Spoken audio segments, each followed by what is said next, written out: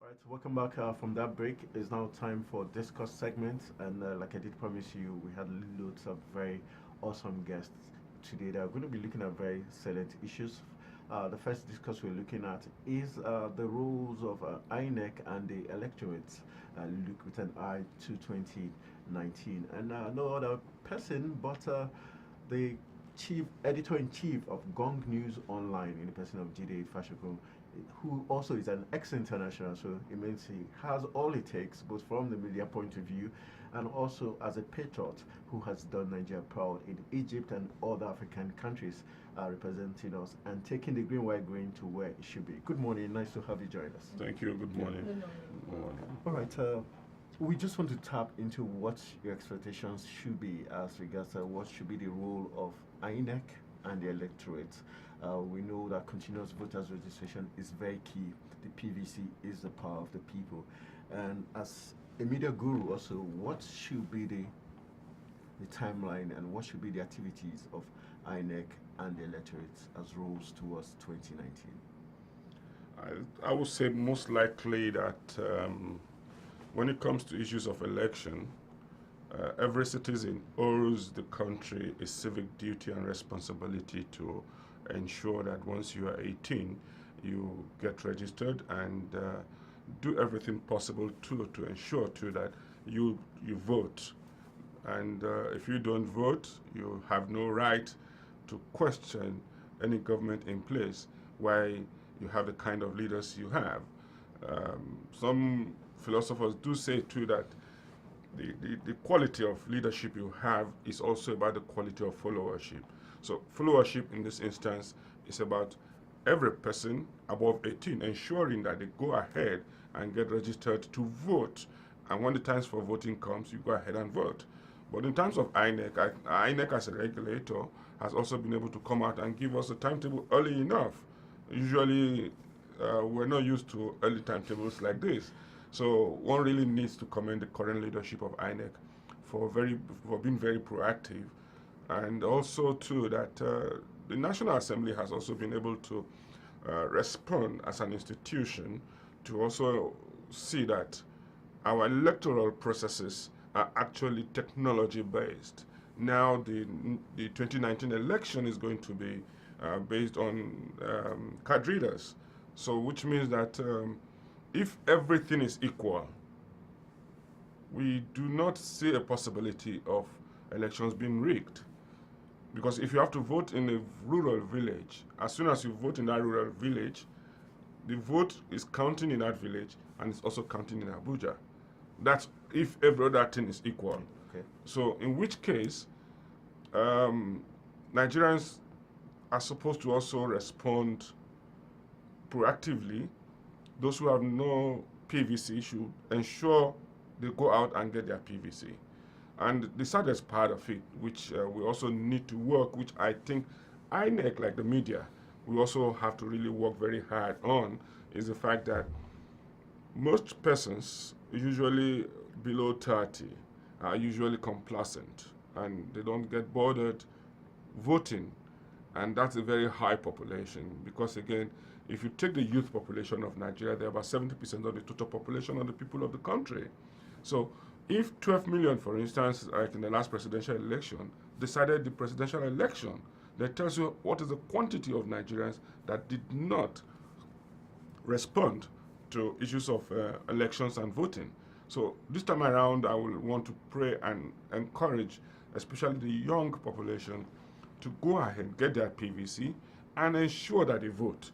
In that case, if you are complaining of the quality of leadership we have now, by then, you would be a part of the people who have taken a decision on the kind of leadership that we require and we deserve as a nation. Right. You made mention of the fact that technology base is what INEC is giving to us, and that's good. But we've seen in Russia, we've seen Russia's influence in U.S. elections and other elections across the world. We've seen in France how based on technology. There was interference, breach. What's the guarantee that INEC can give to the political parties, especially the new ones that come in with a lot of zeal with the youth in mind? What's the guarantee that we're not going to get the election rigged via the technology, knowing fully well that it's going to be the INEC officers that are going to be manning those equipments, first of all? And do you think political parties should have technologically based observers that would be in that center, so to be sure that we don't have any? First of all, I think we must admit too that there is no perfect election anywhere in the world. Okay. So if the American election can be so tampered with technologically, so that shows too that an advanced nation like America having that issue also shows the fact too that we can also have the same kind of issues. But again, the most important function of any citizen in the first instance anywhere in the world is to also play your own role. Now let's leave the others to the other part of the system. But that's not to say you can also not monitor the system, especially if, for instance, you do your voting in your polling booth and you ensure that you wait and guarantee that the votes are counted and every vote counts. In that instance, you can do what is called a double verification. Okay. You know how much votes came from the polling booth. You follow it up to the ward level, to the local government, to the state level. So if the results do not tally with, for instance, the final result that INEC brings, then it gives you room to be able to now approach the electoral tribunal to prove that, look, this is not the same. And over the years, since 1999, the Nigerian judiciary has been able to come up well to also show too that they are independent, they are reliable, and they can be trusted. Okay. So if the processes of the electoral process is faulty, Okay. it gives you room to now follow the judicial process to redress whatever is wrong. Either way, well, we're not going to be losers. We're going to be coming out great and better for it. Now, looking at the upcoming election next year, we can see that Not Too Young to Run bill is in the air and all that. We're hoping for young people, the younger generation, to come out and all that. Now, when you look at the prices, for buying forms for the president, governors, and all that, what exactly is INEC doing about that? Because the price, it's so expensive. How about you do it in such a way that it can cut across board for anyone that actually desires to come out and stand in a leadership position? Some of us have actually looked at it. I think the issue is really beyond INEC because, again, even the National Assembly went ahead to put those debilitating figures inside the Electoral Act, that if you have to run for a particular position, you have to pay 500,000. In the first instance, must we still, because we want to serve the people, if, for instance, I live in a rural area and I have a control of my my locality, and I'm a very young graduate from the university, and I've been able to serve my community very well, and I need to run, for instance, as a councillor in a local government, or even as a council chairman, and you're asking me to come and pay ₦500,000 naira, ordinarily as a citizen who appreciates that, look, I'm going there for service, I will refuse to pay the money. In the first instance, then that means that I will not be interested in politicking. But again, we have how many political parties, and you're encouraging Nigerians to join politics. Now, if I must serve and I'm paying that volume of money, then it means that I should just go, I can go ahead, borrow the money, pay, get elected, and abandon the electorate, and first of all recover my money and get some interest on the money I've So it's made. Yes. So those monies, as far as some of us are concerned, is just to encourage citizens not to be patriotic, not to be service-oriented, but to be money-oriented. I think we should discourage money politics in this country. All right, so, still looking at the rules of INEC, you said the money, the price tag for the forms is beyond INEC. But as an electoral body, shouldn't they have such powers to be able to recommend strongly and be heard?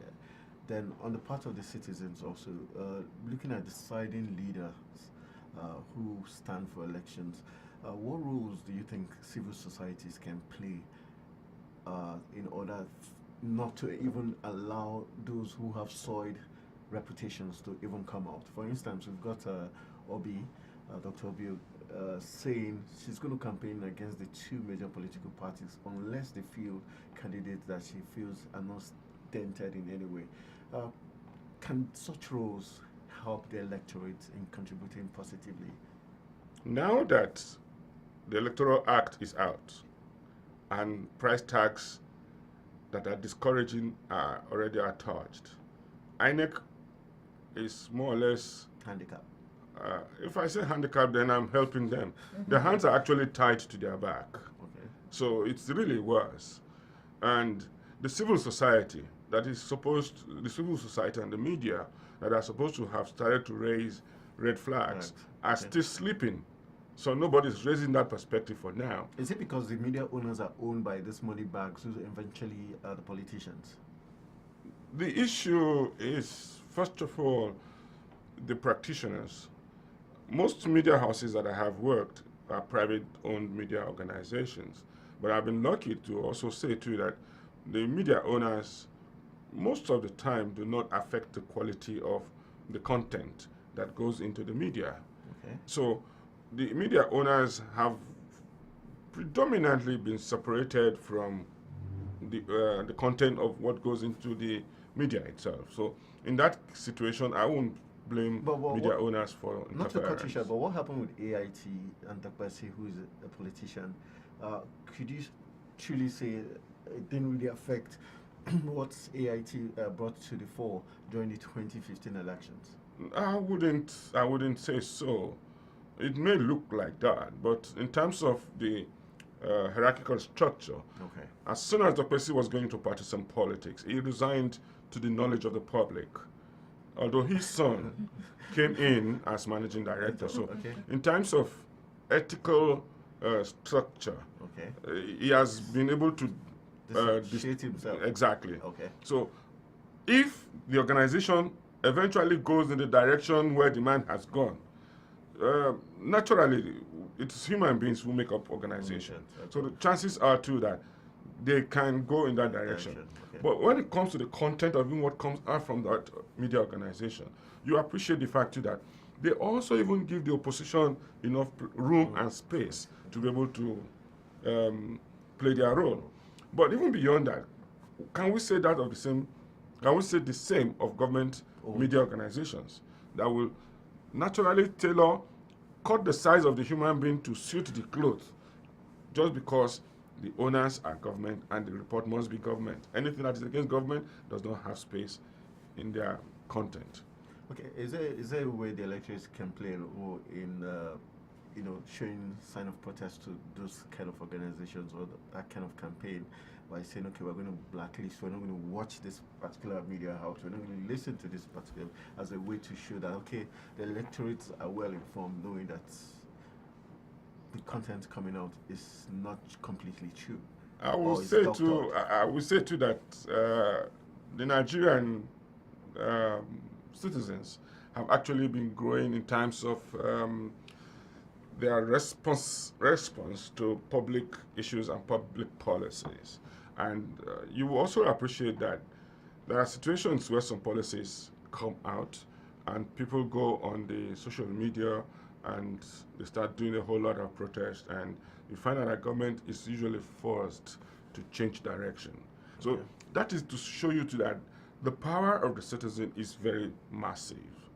But again, what is the quality of education that the citizens also have about what should be their rights, what should be their responsibilities, what should be the difference between their rights and their privileges? And this is the position where those of us in the media and the civil society are actually not doing enough, as far as I think.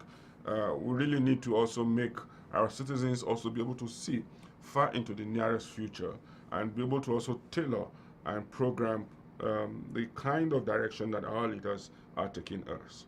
For instance, that was the case of the NGO bill. You can see the fervence with which Nigerians protested. The National Assembly has been hoodwinked, and they are not too strong enough in terms of courage to go ahead and put that bill together. So if we do the same thing in electoral matters, we do the same thing in the choice of our leadership, we do the same thing in the rejection of people who we feel had opportunities but did not do what they're supposed to do when they were in office, and we reject them with our votes, then nobody will be able to complain at that point in time, because again, it gives you room to be able to bring in new young minds that can actually be proactive, that can be community oriented, and can be nation centered. Okay, now talking about citizens, their rights and privileges, can you just at least like throw more light on that in connection with the upcoming election? For instance, with the quantity of political parties we have, I don't see why APC and PDP should dominate the political environment again. For those who feel they are very conservative and they want to go back to what it used to be, for instance, in the Second Republic, you have the People's Redemption Party, which Alhaji Aminu Kano used to represent. That's the party called the Talakawa, the Party of the People. You have the Unity Party of Nigeria. We have the Alliance for Democracy. Now, these are structures that represent the old conservative social values of our country. Now, if all of us decide not to be politicians because politics is dirty, there are chances too that we will not get anybody to actually practice politics. Now, those who go into politics will now become the riffraffs of society, those who have education, those who can do the whatever negative names you want to put to decorate them. Now, the implication means that it is half-baked human beings that will become our leaders. But if medical doctors, lecturers, those who should know, those who went to school and school passed through them are in politics, then somehow, somewhere, in between the parties, we will have quality human resources to contest for election. Now, whoever wins at the end of the day, and in a spirit of sportsman, is likely going to be the best of the available candidates that had emerged from the parties. So the implication is citizens should learn to go into political parties. Go inside the party yourself. Go and frame the policy and the direction of the political party. Now, if majority of us are in political parties, there are chances that the quality of human resources we're going to get in the next term of politics is one that is going to be higher than we have presently. And that is where countries like United States, France, UK would throw up very young people into their leadership. But it's a situation where you are not interested, and it's the old retired man, after retiring from either civil service or from the military, who goes into the political parties, then we'll continue to have 80-year-olds, 90-year-olds who were ministers when we were in primary school, still ruling us. Now, you said something that tweaked my interest. You talked about the citizens having a lot of power. But how come it looks as if when we get our PVCs, we go and line up under the sun waiting for ours to vote? And after we vote, suddenly the people we voted into power become dictators, quote and unquote, and then the citizens start to suffer. So how come we suddenly have the power? We protest, then sometimes we end up with rubber bullets or tear gas or literally being killed. So I don't understand when we said that we have the power, but then the people who voted into power, suddenly 1% of the population is ruling over probably, 99% of the citizens. So how does that play out? In the very first instance, we have less than 14% of people who register in elections who actually do the voting. Now, most people, when they go for voting, they will just vote and go back and sleep in their house. So it leaves room for the politicians to be able to manipulate the system, to be able to get their candidates into office using the security apparatuses and all other official structures that are electoral inclined. Now, what it means is this, and that's part of the orientation that some of us had when we were young in the 80s. I was a youth member of the Unity Party of Nigeria, for instance. We had been taught that go, vote, wait, and ensure that your votes are counted in your presence. Now, you follow the votes from your polling booth to your ward. Now, make sure it is counted at the ward level.